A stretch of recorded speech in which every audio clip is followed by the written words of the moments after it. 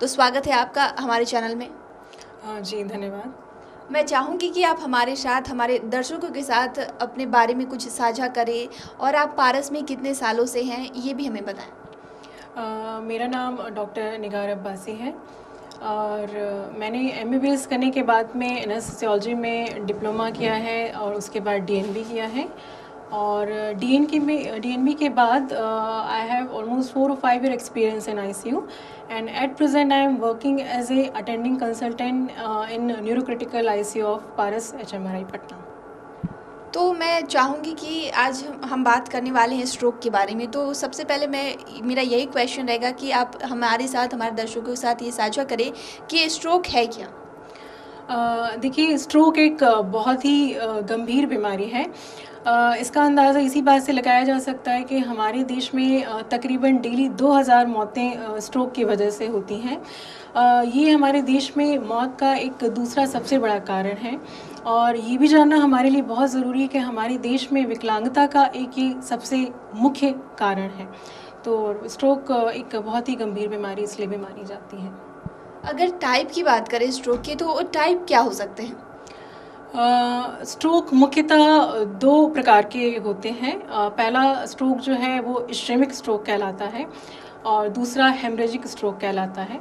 Ischaemic stroke में brain को जो खून सप्लाई करने वाली नसें हैं उसमें खून का थक्का जम जाने से ब्रेन के उस हिस्से में खून का प्रवाह बंद हो जाता है और वो हिस्सा डैमेज हो जाता है।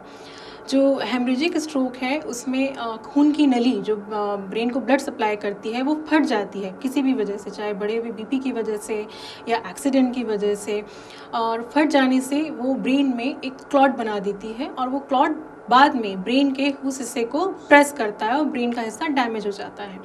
तो टाइप चाहे कोई भी हो, इश्केमिक स्ट्रोक या हेमरेजिक स्ट्रोक, ब्रेन की ब्लड सप्लाई हैम्पर होती है, ब्रेन का एक पर्टिकुलर हिस्सा हैम्पर होता है, डैमेज होता है और ब्रेन का वो हिस्सा बॉडी के जिन पार्ट को, जिन कामों को कंट्रोल करता है वो काम करना बंद कर देते हैं।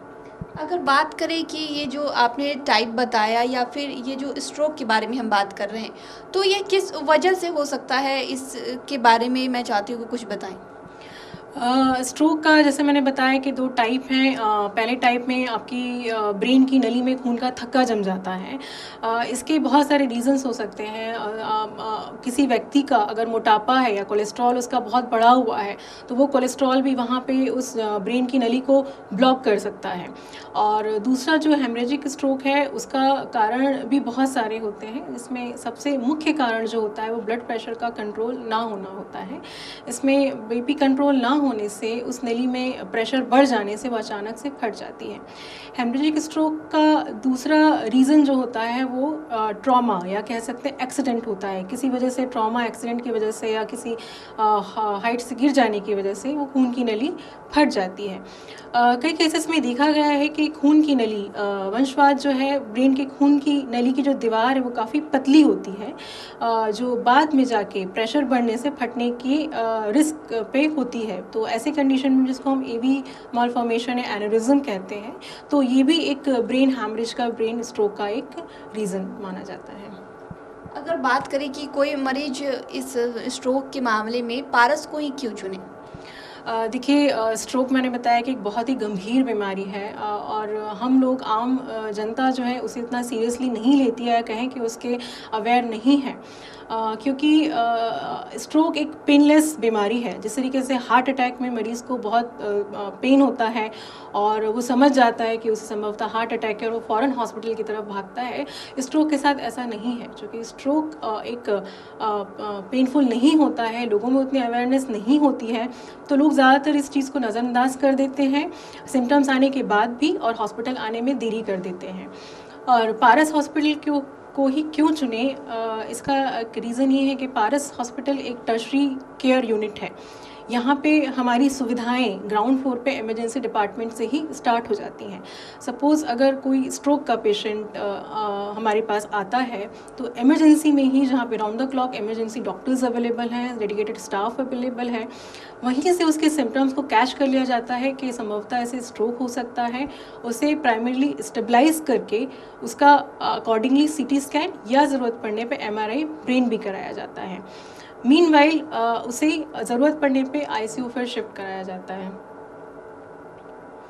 और आईसीयू में जब हमारे पास पेशेंट आ जाता है तब तक हमें पता चल चुका होता है, चूँकि उसका टाइमली सीटी एमआरआई वगैरह हो चुका होता है, हमको पता चल चुका होता है कि किस टाइप का स्ट्रोक है, इश्केमिक है या हेमरेजिक है।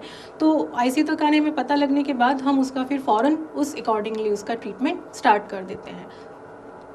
तो जैसा कि आपने वीडियो में जो बताया था कि बीपी के बारे में भी बताया था कि बीपी बढ़ने का भी एक कारण हो सकता है, तो आप क्या बीपी किस तरीके से एक इंसान कंट्रोल रख सकता है, उसे क्या क्या सावधानियां बरतनी चाहिए? देखिए, ब्लड प्रेशर को लेके आज भी हमारे देश में या कहें ग्रामीण क्षेत्रों में इतनी अवेयरनेस, उतनी सीरियसनेस नहीं है। लोग या तो बीपी का चेकअप रेगुलरली नहीं कराते हैं, या कराने के बाद कई बार जब डॉक्टर उनको मेडिसिन एडवाइस करता है तो वह 1 या 2 बार इलाज लेके छोड़ देते हैं, क्योंकि एक या दवा गोली खाने से भी बीपी नॉर्मल हो जाता है और उनको लगता है कि बीपी की बीमारी ठीक हो चुकी है, उन्हें ज़रूरत नहीं है, और वो दवा खाना छोड़ देते हैं, जबकि ऐसा नहीं है। एक बार ब्लड प्रेशर की दवा स्टार्ट होने के बाद आपको उसको कंटिन्यूस करना होता है, आपको ब्लड प्रेशर एक नॉर्मल रेंज में मेंटेन करना होता है। तो एक यही एक वजह होती है, या तो चेक नहीं होता है या ब्लड प्रेशर की दवा में लोग नियमित नहीं होते हैं, और इस वजह से अचानक से ब्लड प्रेशर बढ़ने पे उनकी ब्रेन की नसों पे असर होता है और वो फट जाती हैं। एक ये भी वजह है कि हमारे पास बहुत सारे ऐसे पेशेंट आते हैं स्ट्रोक के जो काफ़ी क्रिटिकल होते हैं और उनका ब्लड प्रेशर बहुत बढ़ा हुआ होता है, इतना बढ़ा हुआ होता है कि हमको उनको इंजेक्टेबल दवाइयाँ देके कम करना होता है। तो बीपी का नियमित रूप से दवा ना लेना, उसका कंट्रोल ना होना एक बहुत बड़ा रिस्क फैक्टर है स्ट्रोक के लिए।